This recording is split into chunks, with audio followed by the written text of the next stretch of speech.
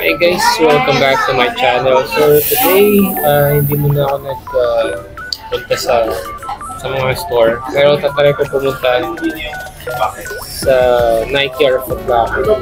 Nandito ako ngayon guys sa Makati. So chill muna tayo. So by the way, update ko lang kayo. Kung naghahanap pa din kayo guys ng Jordan 4 na Nike SB, so as of today guys, available pa din yun sa sneaker site. Okay, yung sneaker site guys, dun lumalabas yung mga exclusive access, yung mga releases ni Nike. So punta lang kayo guys sa nike.com/ph. So available po guys yung Nike na SB, yung Jordan 4. As of today yan guys Kasi kaka-restock lang noon, so mukhang madaming stock na lumabas. So ayun, kung naghanap kayo nun guys, hindi nyo kailangan bumili sa resellers, meron pa siya available online. And update ko na din kayo kasi April 29 lalabas naman yung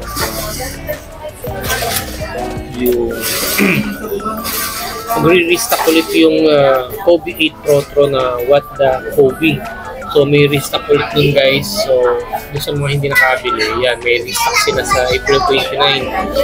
Same din sa sneaker site din. And then sa May 1st naman, lalabas naman yung panibagong colorway ng Kobe 9 Mambasita naman to guys.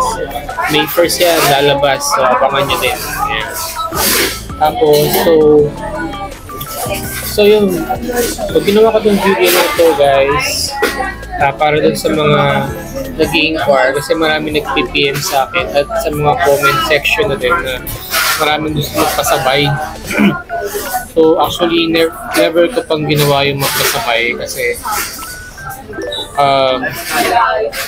hindi naman talaga ako full-time. Hindi ako nag-full-time sa pagbablog. And nakakapunta lang ako sa mga store kapag weekend lang during my free time. Kasi regular days may trabaho ako guys. May work ako. And at the same time, may mga family duties din ako sa bahay. So every weekend lang nakakapag-vlog. Kaya hindi ko masyado binibigyan ng pansin yung mga gusto magpasabay kasi baka hindi ko ma-accommodate masyado. And ayoko rin kasi magkaroon ng conflict between dun sa mga viewers natin. Ayan.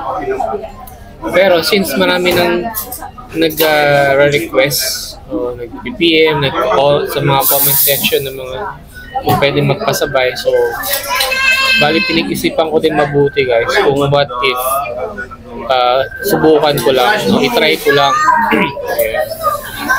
Pero syempre may mga rules tayo guys, may mga terms and conditions yan para wala tayong ma-encounter na problem, diba? Para smooth yung transactions. Okay, so regarding naman sa terms and conditions guys, mga gusto magpasabay, bali pinost ko na yun sa Facebook page ko. Kung follow ka sa Facebook page ko, yan, nakapost doon yung mechanics. Okay, so nandun na yung mechanics guys, basahin nyo na. Tapos kung interesado kayo, i-PM nyo ako regarding dun sa gusto nyo ipasabay. Okay? Pero again guys, wala itong sa apelitan na kung hindi nyo gusto yung mechanics, okay lang. So hindi nyo kailangan ipilit yung pasabay ninyo. Basta yun yung mechanics ko guys. Yun lang, para lang dun sa mga taong gusto magpasabay. Okay? Kung willing kayo dun sa mechanics ko, then okay lang, PM nyo ako guys. Pero kung hindi kayo willing dun sa mechanics ko, then okay lang din. And gaya nga sabi ko guys, hindi ko naman to trabaho, hindi ko naman to ginagawa. Okay? So pagbibigyan ko lang yung mga requests nyo. Pero again, dapat meron tayong mechanics na susundan. Okay? Para smooth yung transactions natin. Okay?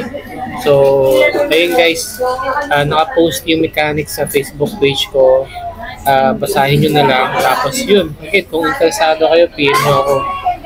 And then, saka tayo mag-usap. Okay? So, yun lang for today, guys. So, ginawa ko lang yung video na to para dun sa mga nagre-request ng pasabi. Okay? So, that's it.